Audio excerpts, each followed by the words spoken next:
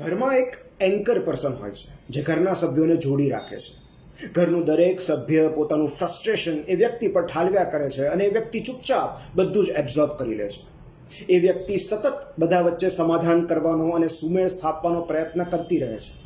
એક વ્યક્તિનું ટેન્શન બીજી વ્યક્તિ સુધી પરકોલેટ ન થાય એ માટે ઘરનું બધું જ ટેન્શન એ પોતાના હૃદયમાં સંઘરી રાખે છે અને એક દિવસ હૃદયરોગના હુમલાથી એ વ્યક્તિ ચાલી જાય છે. આ માત્ર ફિલ્મ ગુડ બાયનો પ્લોટ નથી, આ દરેક ઘરની વાસ્તવિકતા છે. એ એન્કર પર્સન કોઈ પણ હોઈ શકે છે, દાદા, દાદી, પપ્પા, દીકરો કે દીકરી, પણ સામાન્ય રીતે આ એન્કર પર્સન મમ્મી હોય છે. એ બધાના ઈગોને સાચવે છે, બધાના ટેન્ટ્રમ્સ સહન કરે છે, ઘરના ઝઘડા શાંત કરાવે છે, ઘરના કોઈ બે સભ્ય વચ્ચે ચાલતા શીત યુદ્ધમાં મધ્યસ્થી જેવું કામ કરે છે. બેઝિકલી એ દૂત જેવું કામ કરે છે, વાટાઘાટો કરે છે, વ્યવહાર સાચવે છે, ઘરમાં અવારનવાર સર્જાતા તંગ વાતાવરણને હળવું રાખવાનો પ્રયત્ન કરે છે.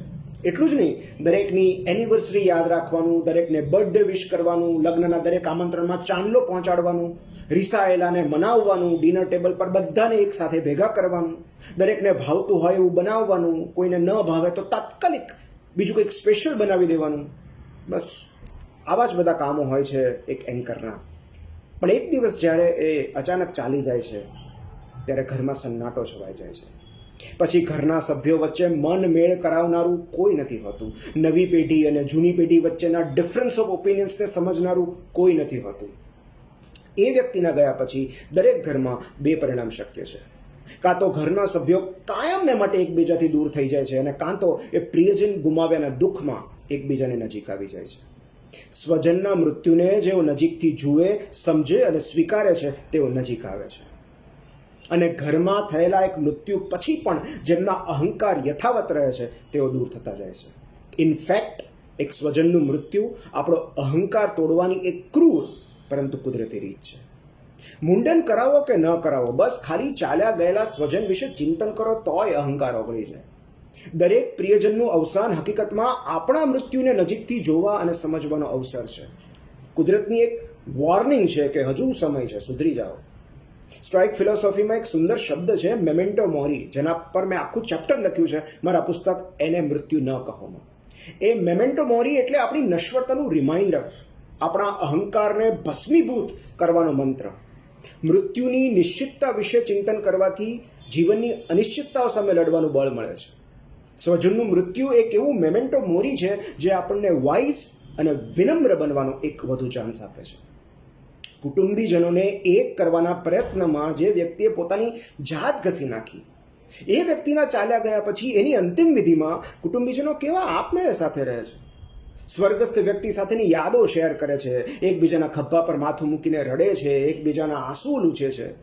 લાખ મતભેદ હોવા છતાં એકબીજાને ગળે મળે છે. પણ કમનસીબે એ વ્યક્તિ જ ત્યારે હાજર નથી હોતી જે આ બધું જોવા માટે જીવી રહી હતી, જે ઈચ્છતી હતી કે એક છત નીચે બધા હળીમળીને સાથે રહે, એકબીજા પ્રત્યેની ફરિયાદો અને કડવાશો ભૂલીને પૂર્વગ્રહો વગર એકબીજા સાથે વાત કરે, એકબીજાને ટોન્ટ કે મેણા માર્યા વગર, એકબીજાની વાત કાપ્યા વગર, એકબીજાને સંભળાવી દીધા વગર કે દાઢમાંથી બોલ્યા વગર પણ સાથે રહેવું શક્ય છે. પણ અફસોસ, માત્ર આટલું સમજાવવા માટે એક વ્યક્તિને છેક ફોટો ફ્રેમ સુધી જવું પડે છે. ક્યારેક એક જ ઘરમાં આપણે પાડોશીઓની જેમ જીવતા હોઈએ છીએ. ક્યારેક એક જ ઘરમાં નાના નાના અનેક પેટા ઘર હોય છે. લિવિંગ રૂમ અને બેડરૂમ વચ્ચેની દિવાલ એટલી પણ એક્સટેન્ડ ન થવી જોઈએ કે એક જ ઘરના સભ્યો પાડોશી બની જાય. એ દિવાલ તોડવાનો હજુ સમય છે. કોઈ પ્રિયજનની વિદાય થાય ત્યાં સુધી રાહ જોવાની જરૂર નથી. ઘરના જ સભ્યોને ભેગા કરવા માટે કોઈએ પોતાની પ્રાર્થના સભા યોજવી પડે એ પહેલાં જ આપણે આયોજનપૂર્વક એકબીજાને મળી લઈએ તો. આખી કથાનો સાર બસ એટલો જ છે કે ઘરમાં રહેલું એન્કર પર્સન આપણી પાસે ગુડ બાય કહેવાની ફરજ પાડે એ પહેલાં આપણે તેને એક તક આપવાની છે કે એ આપણને વેલકમ હોમ કહી શકે.